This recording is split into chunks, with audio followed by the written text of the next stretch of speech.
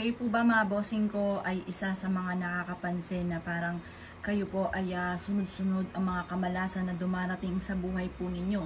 Na kayo ay masipag pero lagi na lamang walang pera, or kung magkakaroon ng pera may darating na kagastusan. Ako po mga bossing ko ay may share sa inyo na mainam na subukan nyo po itong gawin. Or kaya kung masama ang inyo pong panlasa, gawin nyo po ito at makakatulong po ito upang sa ganon masolusyonan ang problema ninyo. Bagamat kayo po mga bossing ko ay pumunta na ng doktor pero parang lagi pong masama ang pakiramdam po ninyo, masama ang panlasa.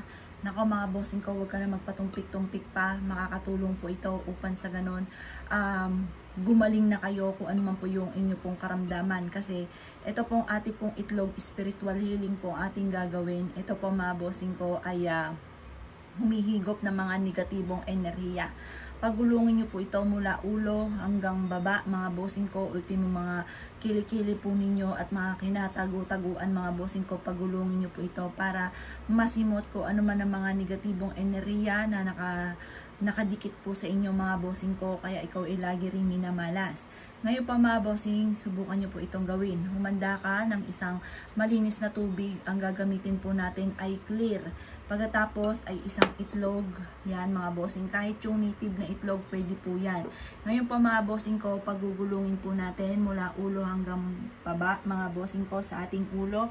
At sasabihin po natin, sinasama na natin lahat ang mga kamalasan at huwag na muling babalik pa mga bossing. Ultimo sa inyo po mga palad ay pagugulungin po natin at talampakan mga bossing. Lahat po yan mga bossing ko ay papasadahan po natin mga bossing ko para mawala ko ano man ang mga kamalasan na pinagdadaanan. Basta i-wish nyo po mga bossing ko ang lahat ng nais ninyo. Iganto nyo rin po mga bossing ko yung init ng ating palad ay higupin na kung ano man ang mga negatibong enerhiya na nagdudulot ng kamalasan sa atin. Ganon ang mga pag-wish na walang gamit na sana, direct to the point mga bossing. Pagtapos na po kayo mag-wish mga bossing ko, ultimong talampakan ninyo at alak-alakan mga bossing.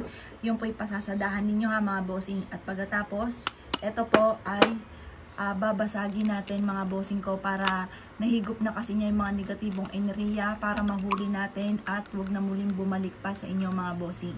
Ito po mga bossing ko, pagmasdan nyo pong magaling at ito po ay napakaraming mga nakalutang mga bossing. Kapag ito ay maraming mga nakalutang, nako mga bossing ko, positive yan, maraming mga negatibong enerhiya. Yan po yung mga negative energy na maaaring kumapit po sa inyo kaya kayo po ay laging minamalas.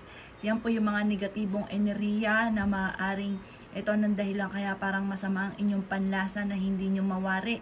Wala naman na-detect ang doktor at pero magpapacheck up kayo mga bossing ko, hindi lang ganito ha. Kailangan ma-check po natin. Kapag po yan na na-check na tapos parang wala naman po nakitang ano sa inyo na karamdaman ninyo, aba ay subukan nyo po ito mga bossing ko dahil maaaring mahigop ng negatibong enerhiya mga bossing.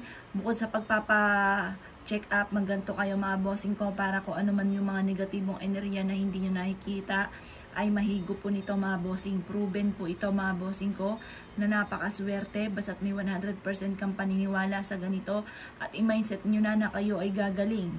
Pero mapapacheck up pa rin mga bossing ko ha. Iba pa rin po na kayo nagpa-check up pagkatapos meron kang ganito mga bossing. Tingnan nyo po mga bossing ko, yung mga naka-float na puti, yan po yung mga negatibong enerhiya na kumapit sa atin na hindi nyo nakikita o meron pang palobo po dyan mga bossing. Magganto kayo mga bossing, iba-iba po yung itsura ng magiging reaction po niyan mga bossing ko. Sa tinagal-tagal mga bossing ko, ngayon lang ulit ako nagpaganto mga bossing ko at yan, ang daming mga nahigop na negatibong enerhiya. Yan mga bossing.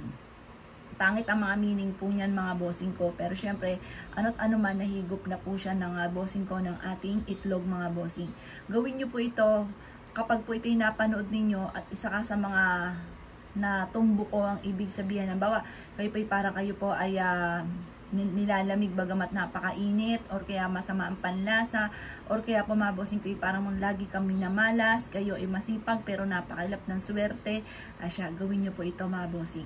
Ngayon pa mga bossing ko, kinabukasan, itapon nyo na lang po ito mga bossing ko sa may lababo po ninyo mga bossing ko, tugasan itong mabuti. Huwag kang mag-alala at nahigop na po yung mga negatibong enerhiyang yan mga bossing ko na nagdudulot sa inyo ng kamalasan. Gawin nyo po ito mga bossing ko na nakaharap ka sa gawing silangan habang pinaikot-ikot ninyo mula ulo hanggang paa mga bossing ko ang itlog at saka basagin nyo po mga bossing ko sa isang malinis na tubig.